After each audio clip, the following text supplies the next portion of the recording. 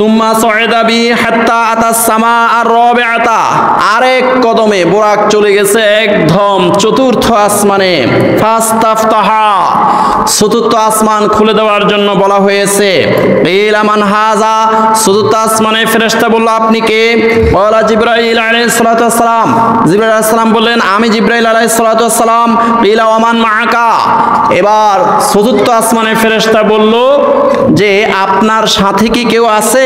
ক্বালা মুহাম্মদ সাল্লাল্লাহু আলাইহি সাল্লাম, তখন জিবরাইল আলাইহিস সালাম বললেন হ্যাঁ আমার সাথে মুহাম্মদ সাল্লাল্লাহু আলাইহি সাল্লাম আছে।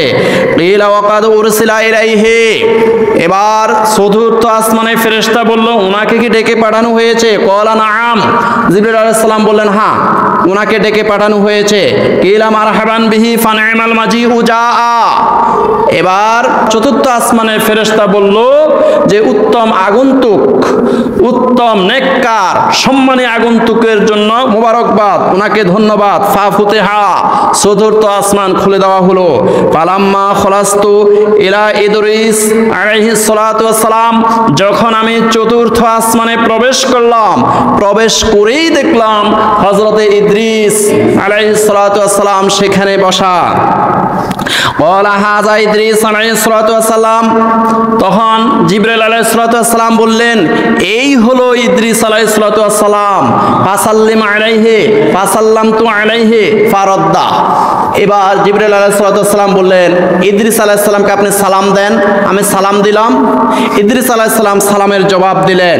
সুম্মা ক্বালা মারহাবান বিল আখিস সালিহি ওয়ান নাবিয়্যিস সালিহি, এবার ইদ্রিস আলাইহিস সালাতু ওয়াস সালাম বললেন মোবারকবাদ, ধন্যবাদ, উত্তম নবী, নেককার ভাই, নেককার নবীর জন্য মোবারকবাদ, ওনাকে ধন্যবাদ, মোবারকবাদ।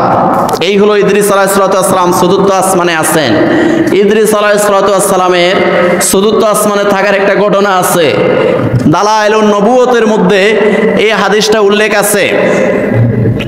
রাসূলুল্লাহ সাল্লাল্লাহু আলাইহি সাল্লাম বলেন হযরত ইদ্রিস আলাইহিস সালাতু ওয়াস সালামের সাথে একজন ফেরেশতার খুব ভালো সম্পর্ক ছিল, বন্ধুত্বপূর্ণ সম্পর্ক ছিল। একদিন ওই ফেরেশতাকে আবদার করলেন, ভাই ফেরেশতা আপনার সাথে আমার অনেক সম্পর্ক, আমি চাই আকাশ ভ্রমণ করতে। আল্লাহর আকাশে কি কি আছে, এই মহাকাশে স্পেসের মধ্যে কি কি আছে, মহাশূন্যের মধ্যে কি আছে, এরপরে দ্বিতীয় আসমানে কি আছে, তৃতীয় আসমানে কি আছে, চতুর্থ আসমানে কি আছে, এগুলো একটু দেখার জন্য আমি চাই, আমাকে একটু নিয়ে যান। ওই ফেরেশতা আল্লাহ সুবহানাহু ওয়া তাআলার পক্ষ থেকে অনুমতি নিলেন। অনুমতি নিয়ে হযরতে ইদ্রিস আলাইহিস সালাতু ওয়াস সালামকে ফেরেশতার পিঠের উপরে ইদ্রিস আলাইহিস সালাতু ওয়াস সালামকে আরোহণ করে প্রথম আসমান, দ্বিতীয় আসমান, তৃতীয় আসমান এগুলা পরিদর্শন করালেন। ঘুরাই ঘুরাই ঘুরাই ঘুরাই এগুলা উড়ে উড়ে ফেরেশতা উড়ে উড়ে সব কিছু দেখাইলেন। এরপরে চলে গেলেন চতুর্থ আসমানে। আর এই ফাঁকে আরেকটা ঘটনা ঘটে গেছে। মালাকুল মউত আজরাইল আলাইহিস সালাতু ওয়াস সালাম, ওনার সামনে বিশাল একটা টেবিল আছে। এই টেবিলের মধ্যে আমাদের সবার নাম আছে, বাপের নাম আছে, মায়ের নাম আছে, আমাদের 14 গোষ্ঠীর সবার নাম আছে, প্রত্যেকের পরিচয় আছে, প্রত্যেকের চেহারা সহ, নাম ধাম চেহারা সহ এই মালাকুল মউত আজরাইল আলাইহিস সালাতু ওয়াস সালামের টেবিলের উপরে আছে। কার কখন মৃত্যু হবে ওই মৃত্যুটা ওইখানে লেখা আছে। মালাকুল মউত আজরাইল আলাইহিস সালাতু ওয়াস সালাম সেখান থেকেই সব কিছু নিয়ন্ত্রণ করেন।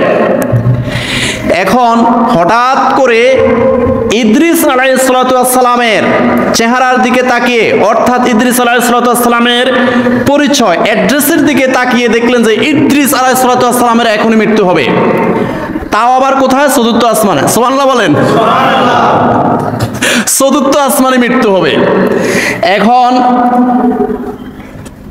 মালাকুল মউত আজরাইল আলাইহিস সালাতু ওয়াস সালাম আল্লাহর কাছে ফরিয়াদ করলেন, আল্লাহ আপনার নবী ইদ্রিস আলাইহিস সালাতু ওয়াস সালামের এক্ষুনি মৃত্যু হবে, লেখা আছে চতুর্থ আসমানে, কিন্তু ইদ্রিস আলাইহিস সালাতু ওয়াস সালাম তো জমিনে পৃথিবীর মধ্যে, ওনার মৃত্যুটা আমি চতুর্থ আসমানে কিভাবে নিব?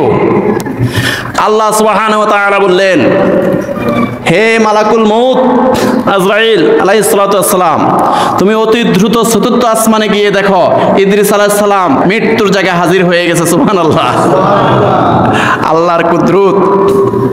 এবার মালাকুল মউত আজরাইল আলাইহিস সালাতু ওয়াস সালাম দ্রুত গতিতে চতুর্থ আসমানের দিকে আসতেছে। ঠিক সেই মুহূর্তে ইদ্রিস আলাইহিস সালাতু ওয়াস সালাম ওই ফেরেশতাকে, বন্ধু ফেরেশতাকে বলতেছে যে কে জানি কোন একটা ফেরেশতা খুব দ্রুত গতিতে আসতেছে, ওইটা কে? তখন ওই ফেরেশতা বলল, এই হলো মালাকুল মউত আজরাইল আলাইহিস সালাতু ওয়াস সালাম। আজরাইল আলাইহিস সালাতু ওয়াস সালাম সামনে হাজির হয়ে গেল। হাজির হয়ে বলল যে আপনার এখনই মৃত্যু হবে।